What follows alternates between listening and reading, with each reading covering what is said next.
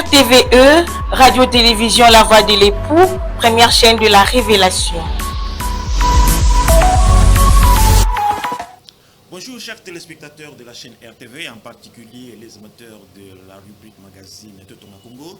Nous continuons la série de nos lectures éducatives. Aujourd'hui, on va parler de l'huile de palme, ses vertus et peut-être ses dangers aussi. Nous commençons la lecture, donc page numéro 40, l'huile de palme donc. La composition chimique de l'huile de palme d'abord. L'huile de palme est extraite du fruit du palmier à huile, qu'on appelle Elaesis guinensis.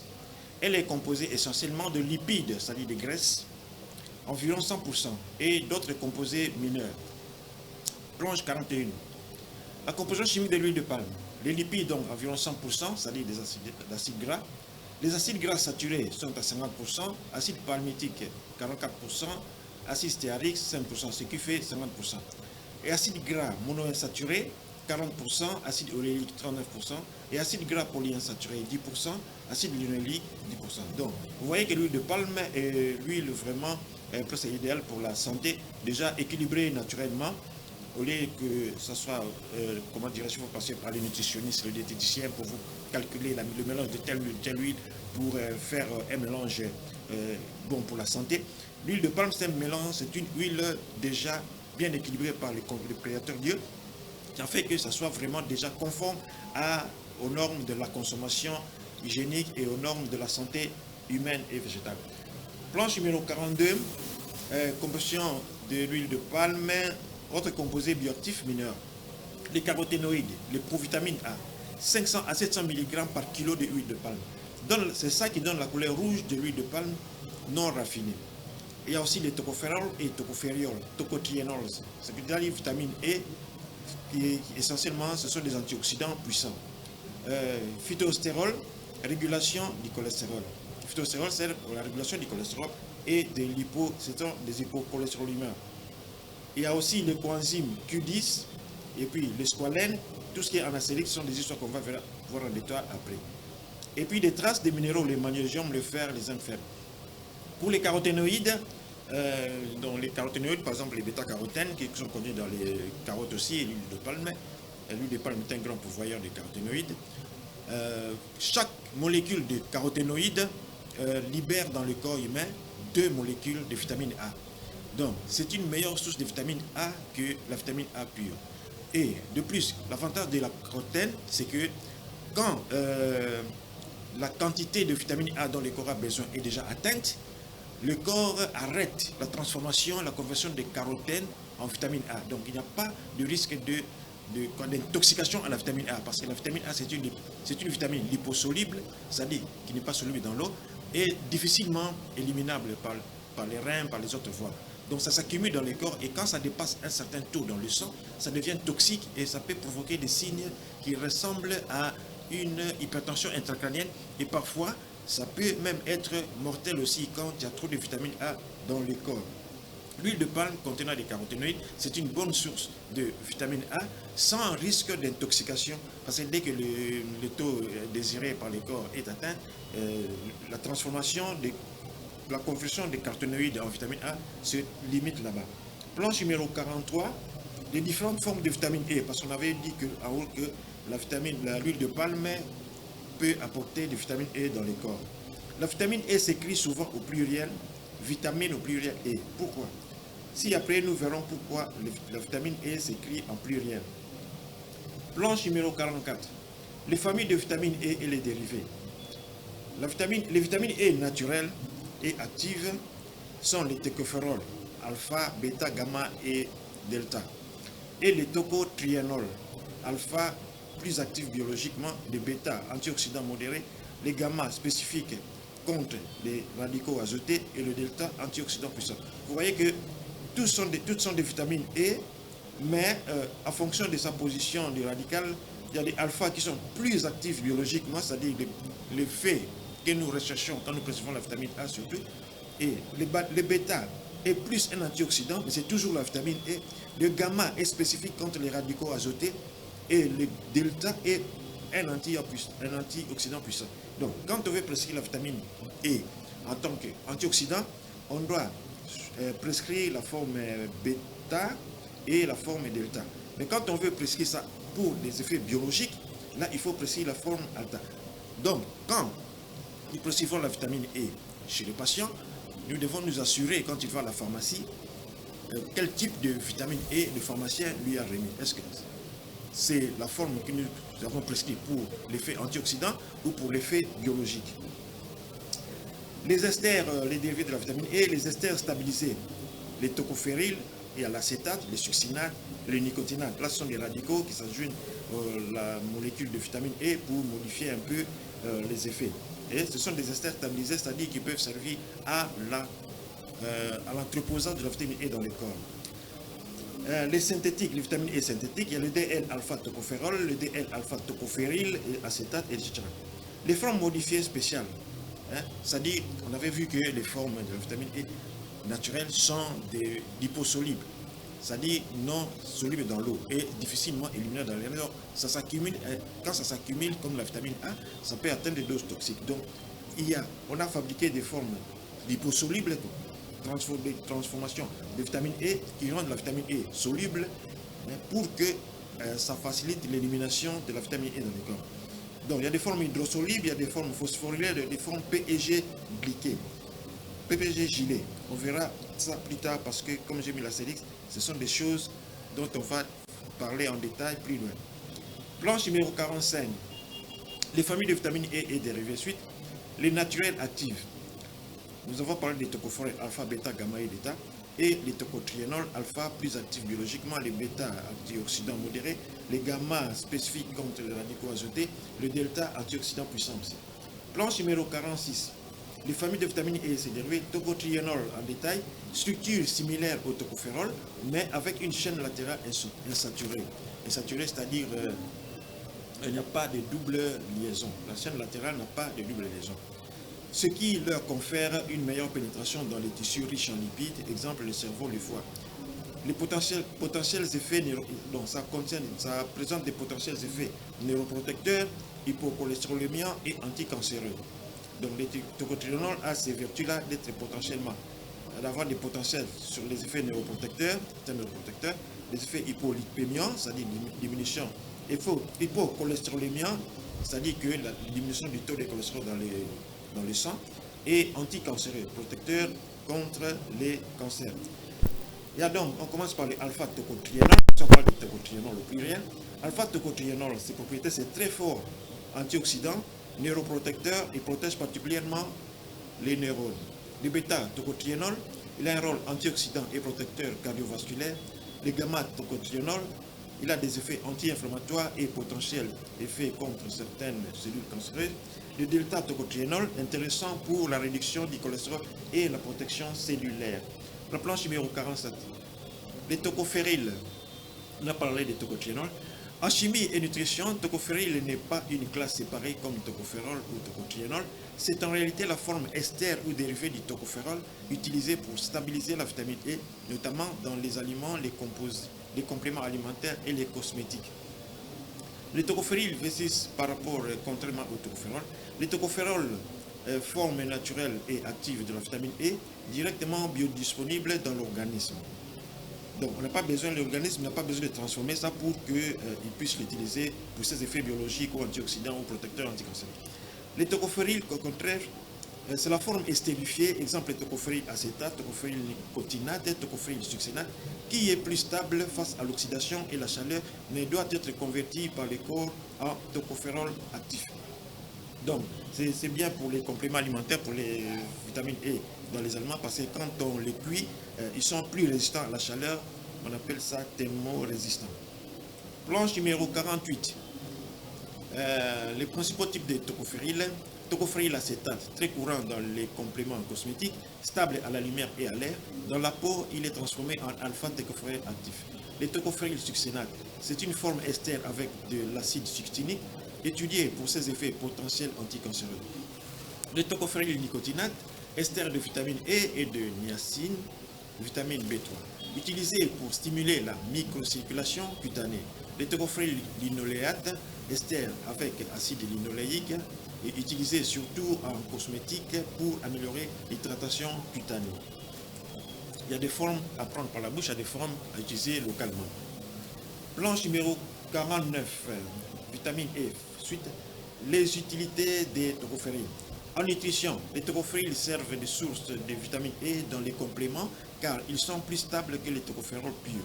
En cosmétique, antioxydants et protecteurs cutanés, ils préviennent le rancissement des huiles dans les crèmes.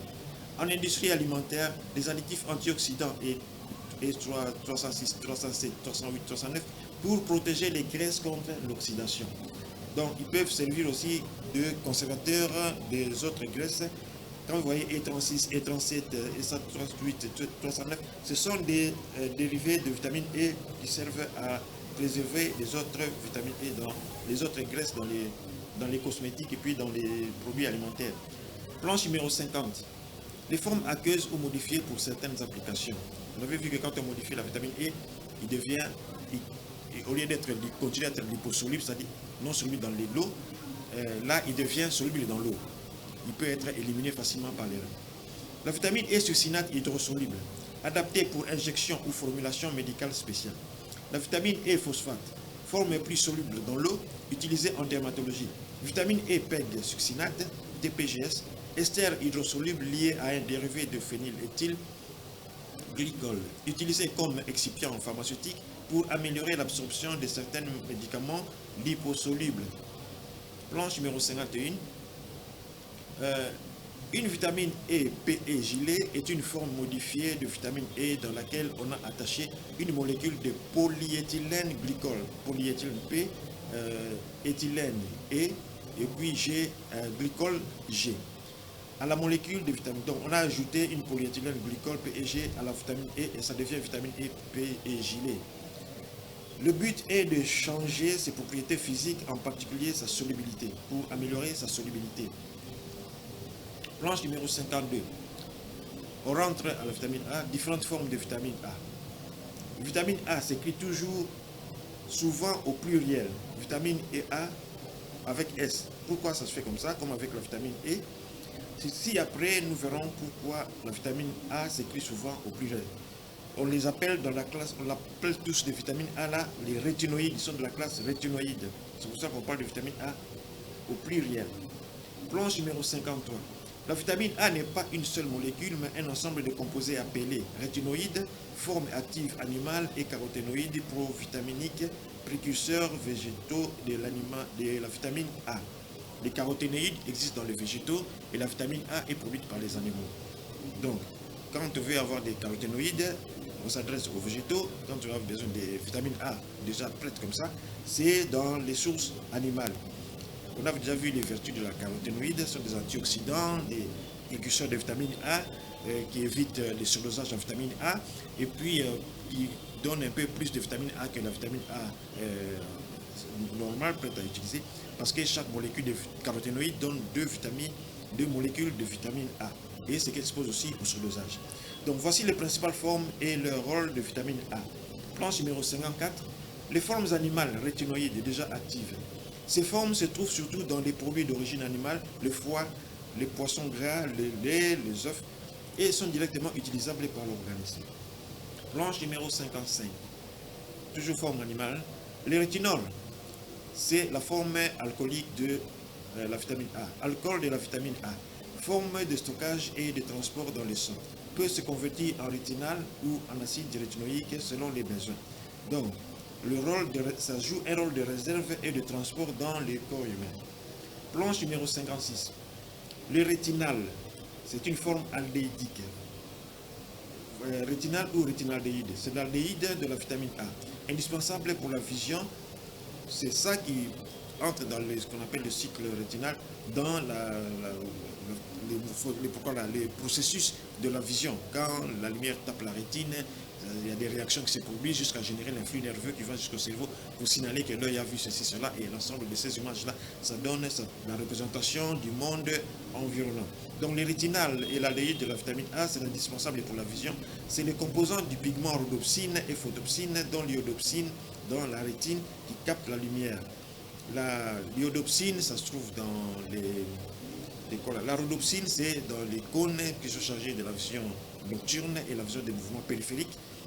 Et tandis que la photopsine, c'est dans les dans les pigments, dans les cellules visuelles qui sont au centre de la rétine, qui sont chargées de la vision diurne, de la vision à forte lumière, et la vision colorée et la vision des détails. L'iodopsine, c'est une photopsine qui est responsable de la couleur A surtout. Donc, la rétinale, c'est indispensable pour la vision, c'est un composant du pigment rhodopsine et photopsine, dont l'iodopsine, dans la rétine qui capte la lumière. Donc, le rôle dans la vision. Planche numéro 57. L'acide rétinoïque, c'est l'acide dérivé du rétinol. Il régule l'expression des gènes, intervient dans la différenciation cellulaire, la croissance et le développement embryonnaire. Ne participe pas à la vision, donc son rôle est dans la régulation génétique. Vous voyez, il y a plusieurs formes de vitamines, à chaque forme a sa spécification. Il y en a qui interviennent dans les processus de la vision, d'autres pour protéger les gènes, d'autres pour antioxydants, ceci, cela. D'autres pour la conservation, d'autres pour distribuer la vitamine A dans les autres parties du corps. Planche numéro 58. Ester de rétinyle. Le rétinol estérifié, exemple le palmitate de rétinyle. C'est une forme de réserve dans le foie, hydrolysé en rétinol lors des besoins. Le rétinol, on a vu, c'est la forme alcoolique de la vitamine A. Planche numéro 59. Les formes végétales sont des caroténoïdes provitaminiques, précurseurs de la vitamine A. Ces pigments végétaux, carottes, patates douces, mangue, épinards, doivent être transformés par l'organisme en rétinol. Les rôles, provitamine A et antioxydants. Donc, ils génèrent la vitamine A dans le corps humain et ils jouent aussi les rôles d'antioxydants puissants. Planche numéro 60. Le bêta-carotène le plus efficace, les deux molécules de rétinol génèrent, sur deux molécules de rétinol générées par une molécule de bêta-carotène. C'est un antioxydant puissant. Planche numéro 61. Le alpha-carotène transforme il est moins efficacement transformé en vitamine A que le bêta-carotène. Planche numéro 63. La bêta-cryptoxanthine présente dans les fruits orangés, papaye, orange, mandarine. Il a une activité provitaminique modérée. Mais quand on voit axanthine, en fait, souvent, ils ont aussi des effets antioxydants. Planche numéro 63. Rôle globaux de la vitamine A. La vision, nécessaire pour la vision diurne ou crépusculaire ou nocturne, et la perception des couleurs. Immunité. La vitamine A renforce les barrières épithéliales, peau muqueuse et stimule la réponse immunitaire. La croissance et le développement. La vitamine A intervient dans la formation des tissus, la différenciation cellulaire, le développement embryonnaire. La vitamine A intervient aussi dans la santé de la peau. Elle favorise la régénération cellulaire utilisée en dermatologie, par exemple dans les acnés et le psoriasis. La vitamine A est aussi un antioxydant, principalement via les bêta-carotènes. Elle protège contre les radicaux libres. Tout antioxydant protège contre les radicaux libres. On a plusieurs fois parlé des radicaux libres. J'espère que maintenant tout le monde sait ce que c'est qu'un radical libre, les espèces oxygénées radiculaires et leurs effets, leurs inconvénients et puis leurs risques et comment les combattre. Planche numéro 64. Les dangers de la vitamine A pour l'embryon. Les effets tératogènes de la vitamine A, tératogène, c'est-à-dire production des embryons déformés, donc des monstres, avec des défauts congénitaux. Les effets tératogènes de la vitamine A apparaissent généralement lorsque l'apport dépasse 10 000 unités par jour. 3 000 unités, 30 000 microgrammes de rétinol chez la femme enceinte, surtout au premier trimestre. Un apport unique très élevé, supérieur à 25 000 unités en une prise, peut aussi présenter un risque. Il existe des capsules de vitamine A à 20 000 unités, 100 000 unités, 200 000 unités, etc. Planche numéro 65. Danger de la vitamine A pour l'embryon. Il y a alors les malformations congénitales, les anomalies du système nerveux central, les malformations cardiaques, les anomalies crânio-faciales, exemple fente labiale palatine, qu'on appelle le bec de lièvre, les malformations des membres. Donc, avant de prescrire la vitamine A chez une femme, il faut s'assurer qu'elle n'est pas enceinte ou ne commence pas une grossesse ou n'est pas susceptible de redevenir, par exemple, dans les contraceptifs stériles qui peuvent se détacher, tout ça, et puis ça ne fonctionne pas bien, et puis la femme attrape quand même la grossesse. Planche numéro 66. Vitamine B6 s'écrit souvent au pluriel, maintenant c'est la vitamine B6. Comme ceci, vitamine B6 au pluriel. La même chose, on va expliquer pourquoi il y a la vitamine B6 s'écrit au pluriel, parce qu'il y a plusieurs formes de vitamine B6. Planche numéro 67. La vitamine B6 n'est pas une molécule unique, c'est un groupe de composés interconvertibles appelés vitamères. Donc, chacune des vitamères là, de la vitamine B6 peut se transformer ou d'autres molécules de vitamine B6 là. Les trois formes non phosphorylées, il y a des formes phosphorylées et des formes non phosphorylées. Phosphorylées, ça dit on a injecté une molécule de phosphore dans la vitamine B6. Les trois formes non phosphorylées, pyridoxine, pyridoxal, pyridoxamine, viennent de l'alimentation. Ça se trouve dans l'alimentation. Ces vitamines de l'alimentation-là n'ont pas de phosphore dans leur sein. L'organisme les phosphorylise. C'est-à-dire, l'organisme leur injecte du phosphore, en phosphore NP, en phosphore LP et en phosphore MB. Le PLP, pyridoxal phosphate, est la forme réellement active comme coenzyme centrale dans le métabolisme des acides aminés, des glucides, c'est-à-dire des sucres, les amidons et tout ça, et des lipides, c'est-à-dire tout ce qui est graisse. Planche numéro 68. Si après les formes principales de la vitamine B6 et leur rôle spécifique. Planche numéro 69. Les formes principales et leur rôle spécifique. La pyridoxine, PN, c'est la forme alcool. Présente surtout dans les plantes, forme stable utilisée dans les compléments alimentaires. Elle est convertie dans l'organisme en pyridoxal phosphate qui est la forme active. Planche numéro 70. Principal rôle spécifique de la vitamine B6, de chacune des vitamines B6. Pyridoxal, forme aldéhydique, intermédiaire métabolique, précurseur direct de la forme active PLP. Planche numéro 71. Pyridoxamine PM, forme amine, participe au métabolisme des acides aminés, converti en PMP puis en PLP. Planche numéro 72. La pyridoxine 5 phosphate, PNP, ester phosphorylé de la pyridoxine. C'est la forme de stockage intermédiaire convertie en PLP. 73. Planche numéro 73. Pyridoxal 5' phosphate.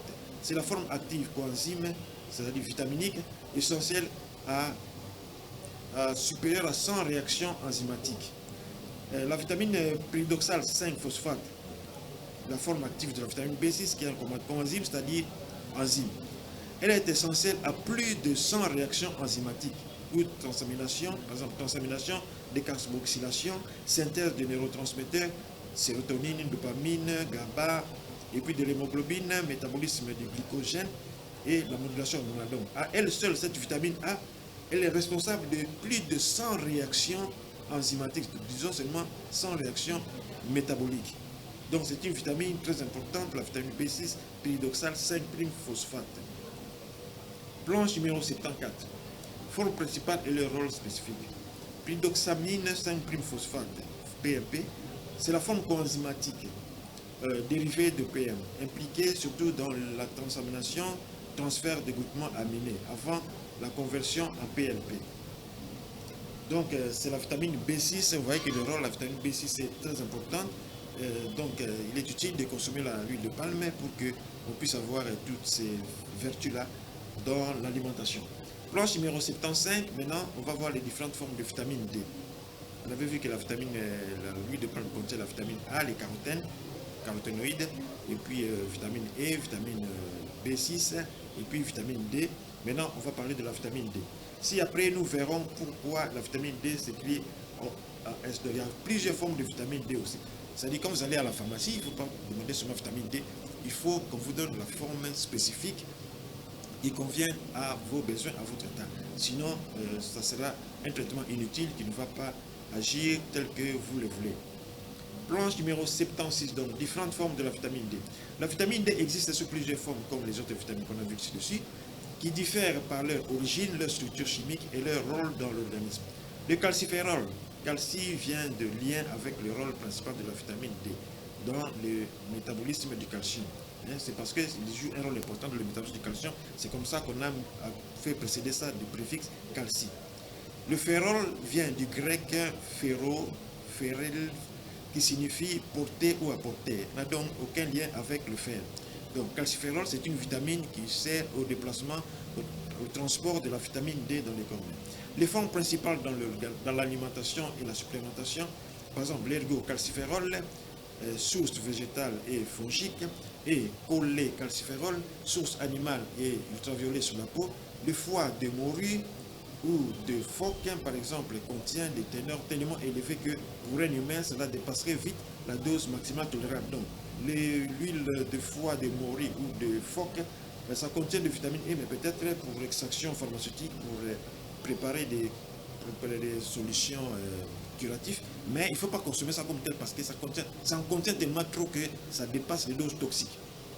Tous les deux calciférols ont dès le départ un seul radical hydroxyde OH et ce au radical C3. Planche numéro 77.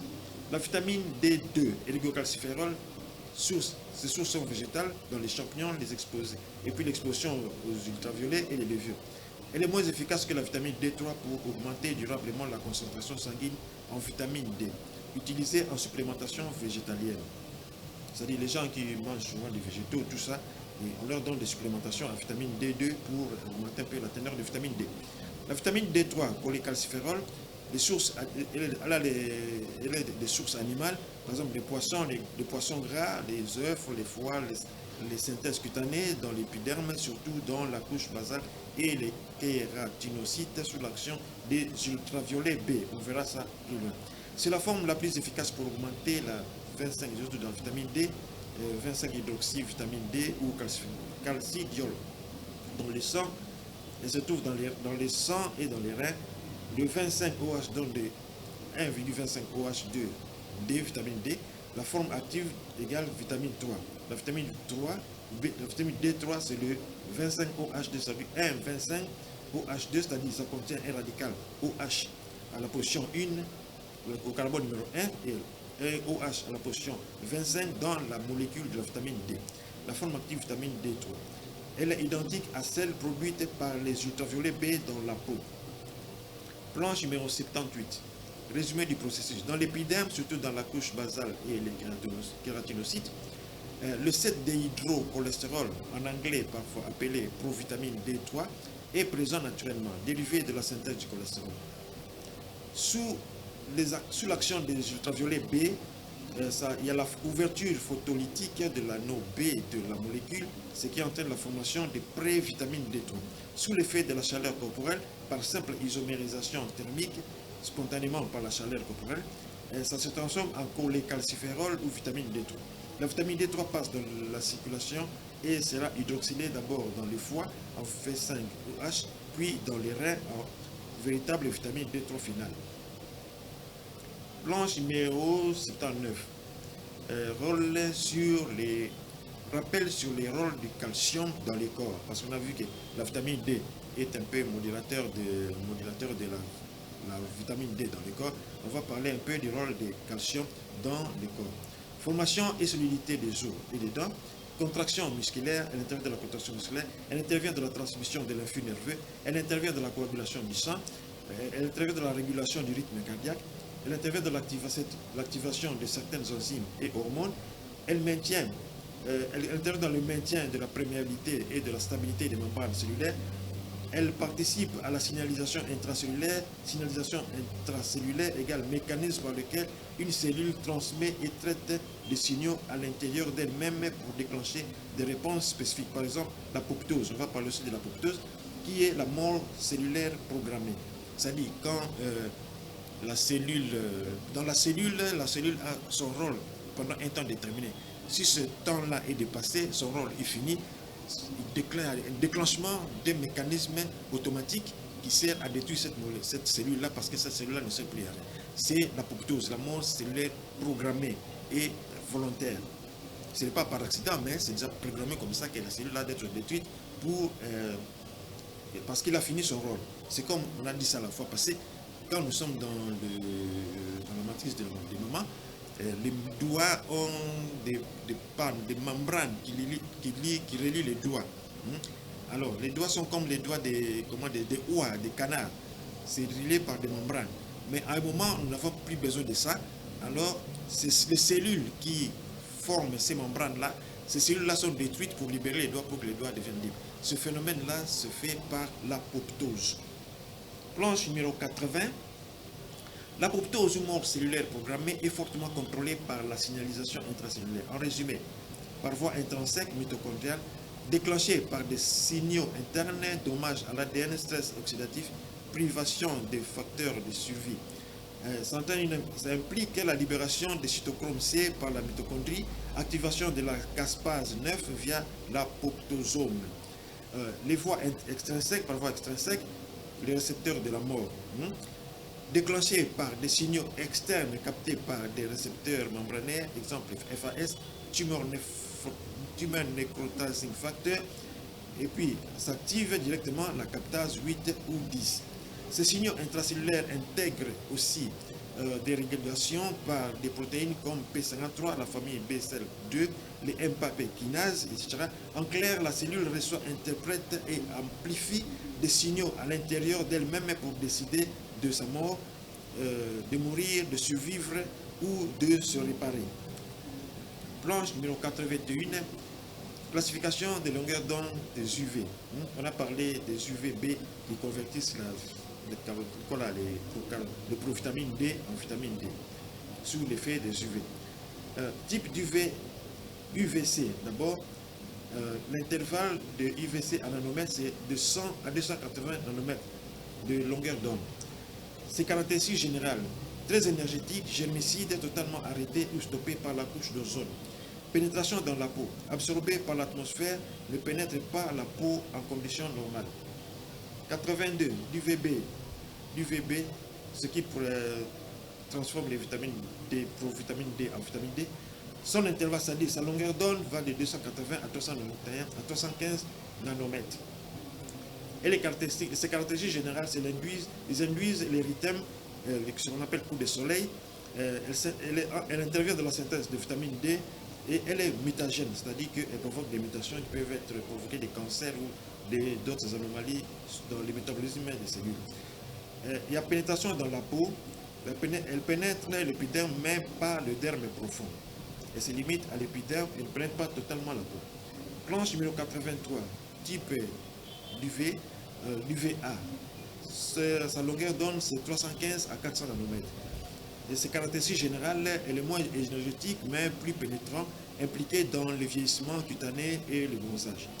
Pénétration dans la peau. Elle pénètre jusqu'au derme, elle va plus profondément. Elle est arrêtée, absorbée par le cristallin pour ne pas détruire la rétine. Parce que les UV sont des rayons dangereux qui peuvent détruire la rétine et donc il faut les arrêter. Les UVC sont déjà arrêtés par l'ozone, les UVB arrêtés par la peau et les UVCA sont arrêtés par le cristallin. Planche numéro 84, synthèse de la vitamine D. La molécule cible, c'est le 7 dihydrocholestérol dans l'épiderme. Maximum d'absorption 297 nanomètres UVB. Plage efficace c'est 295 à 300 nanomètres. Donc, en matière des UV, déjà à partir de... Les UV sont normalement des rayons invisibles, mais à partir de 200, de 390 quelque chose, ce sont des UV visibles. Ça, c'est une parenthèse. On continue avec les UV. Planche numéro 85, ADN, niveau d'absorption biologique maximale des UV. ADN, molécule cible, base pyrimidique, thymine, cytosine. Maximum d'absorption 260 nanomètres, c'est l'UVC. D'où usage de lampes UVC pour stériliser car elles endommagent fortement l'ADN, surtout en particulier les micro-organismes. Planche numéro 86, la mélanine.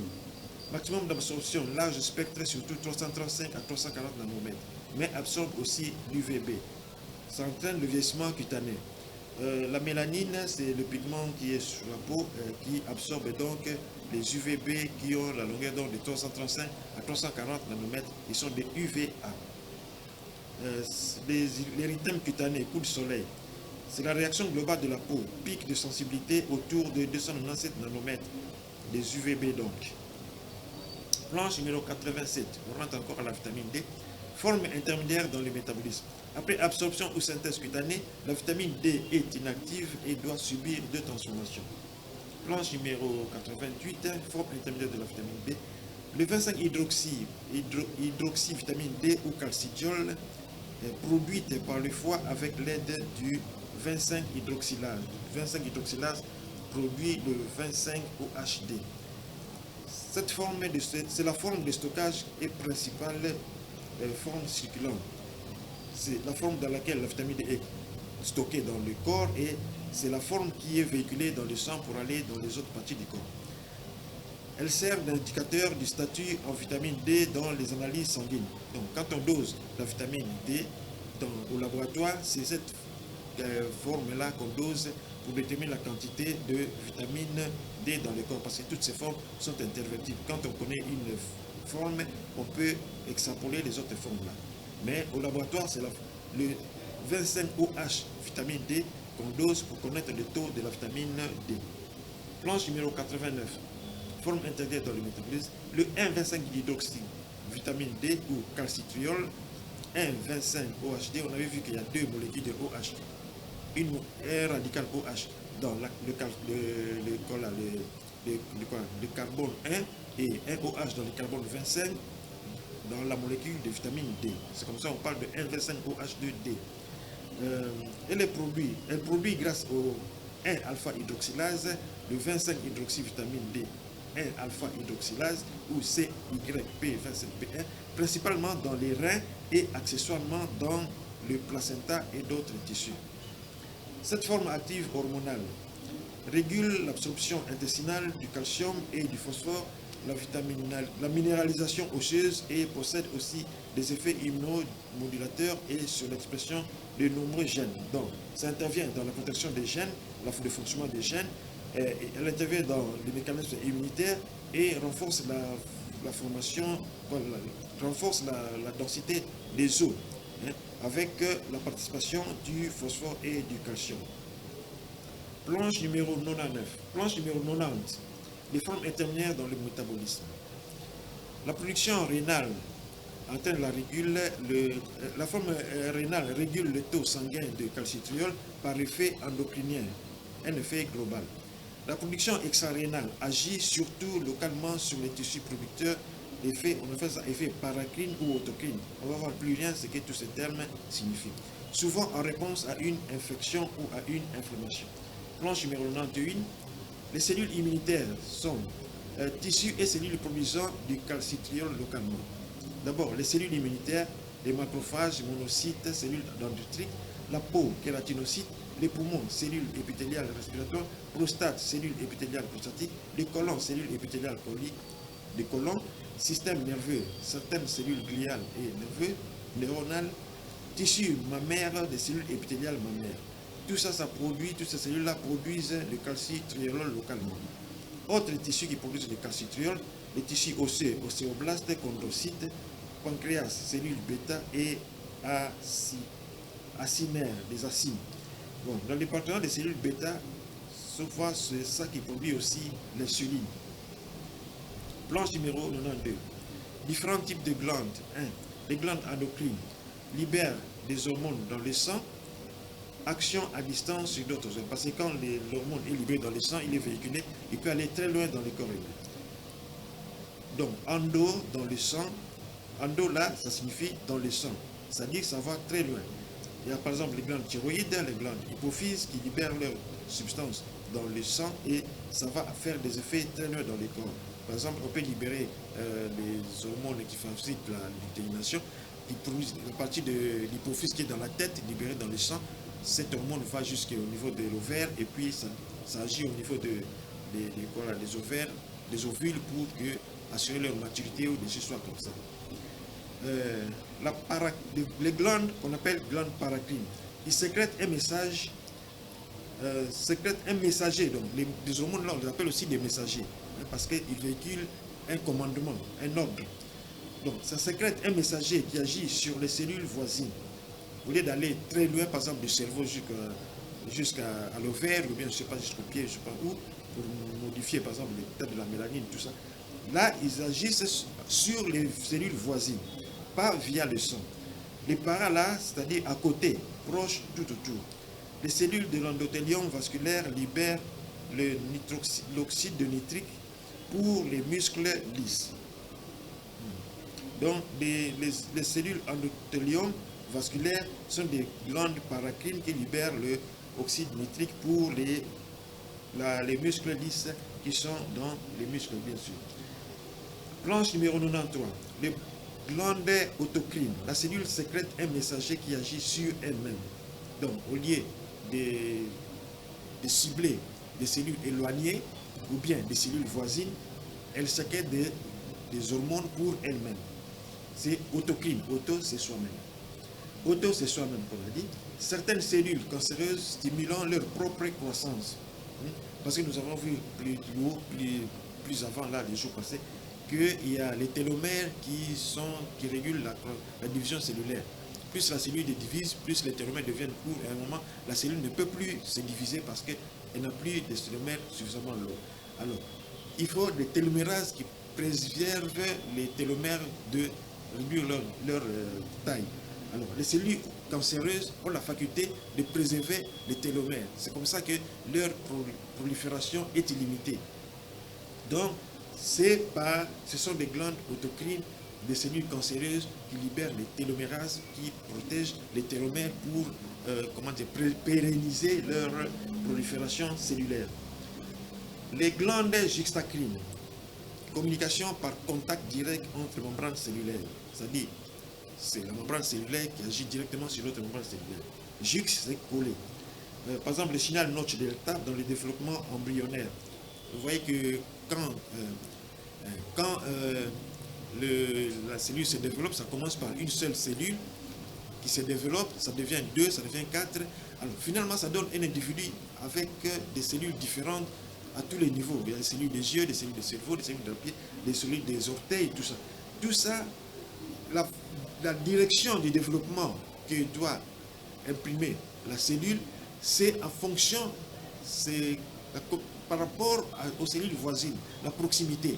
Cette proximité fait que telle cellule va se développer de telle manière, l'autre cellule va se développer de telle manière, et c'est ça qu'on appelle la juxtacrine, c'est-à-dire que ça permet à chaque cellule, en fonction de sa proximité par rapport aux autres, de déterminer son orientation, son développement. Voilà, il nous reste très peu de minutes. Nous allons arrêter là pour continuer la fois prochaine dans le même sujet. Et nous vous remercions d'avoir suivi. J'espère que vous avez compris. Et nous invitons à suivre régulièrement les mardis et les jeudis à partir de 10h. Et en différé, la même émission répétée les mercredis et le dimanche. Là, nous vous remercions de nous avoir suivis et nous donnons toutes les bénédictions pour que vous soyez toujours en mesure de le suivre. Et nous vous disons ciao et nous invitons à nous suivre la prochaine fois. Au revoir.